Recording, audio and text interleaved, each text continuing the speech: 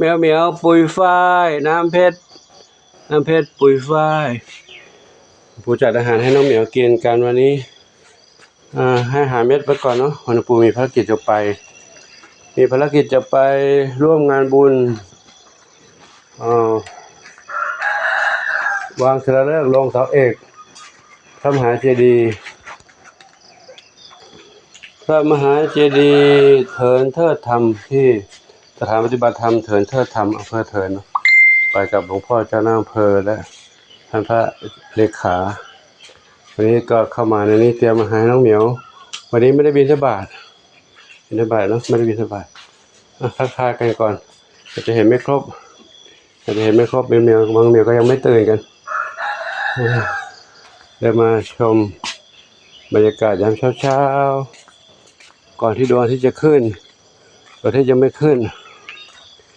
ก็ดูโดยรวมก่อนนะเดี๋ยวเวลามีน้อยเดี๋ยวรถมารับจะไม่ทันเวลามาด้านนี้ใครนี่ด้านนี้ใครเอานี่ใครดำสนิทดวงฤดีบุญสมอยู่บนนี้นะบนสนามเด็กเล่นใหม่อันนี้น้องอะไรลูกจำน้อง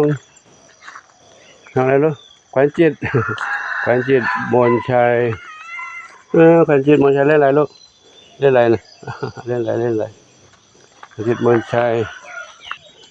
มีสุขดำเล็กหางกวักน้องอะไรลูกหนึ่งเดียวมีสุขหนึ่งเดียวอันนี้เพชรดำน้อยไม่ใช่ทองเล็กอยู่นี่นะทองเล็กเดี๋ยวไปดูในนู้นเท้าเล็กอยู่นี่เท้าเล็กอยู่ตรงนี้เท้าเล็กมนชัยอยู่นั่นมาดูน้องดอกไม้ทั้งสี่อยู่ในบ้านตรงนี้ไม้ทั้งสี่อยู่ในบ้านนี้น้องมะลิ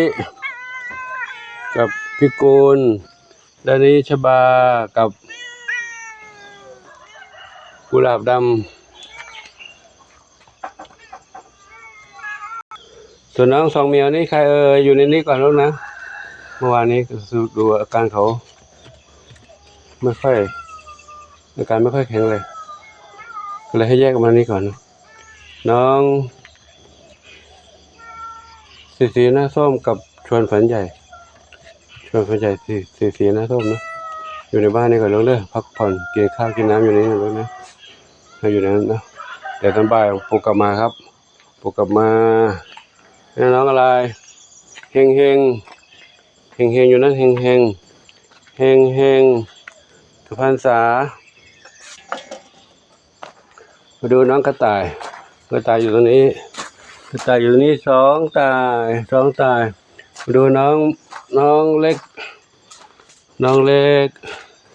ห้าผลไม้อยู่ในบ้านนี้ลงเลยอยู่ในบ้านนี้ปู่เตรียมอาหารไว้ให้แล้วเนาะถึงตอนเย็นบ่ายเย็นปู่กลับมาแล้วนะผลไม้น้อยหนาพุทรามังคุดละมุดลำไยอันนี้พุทรากับลำไยอยู่นี่พุทราลำไยอันนู้นน้อยหนากับมังคุดละมุดอยู่นู่นนะเขาก็คงจะดูประมาณนี้ก่อนนะเดี๋ยวรถจะมารับแล้วจะต้องรีบเดินทางไปรู้สึกว่ามาแล้วรถจะมาแล้วนะขอความพัฒนาทุกความบุญกุศลทั้งหลายจงเป็นพระราชใจนำคำช่วยทุกคนทุกท่านพบความสุขความเจริญมีความสุขกายสุขใจปรารถนาที่ใดขอได้ทั้งความมุ่งมั่นปรารถนาทุกกันทุกคนทุกท่านเถิดสาธุอายุวโนสุขังพลัง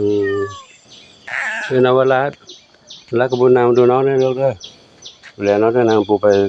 ภารกิจก่อนนะลูกนะ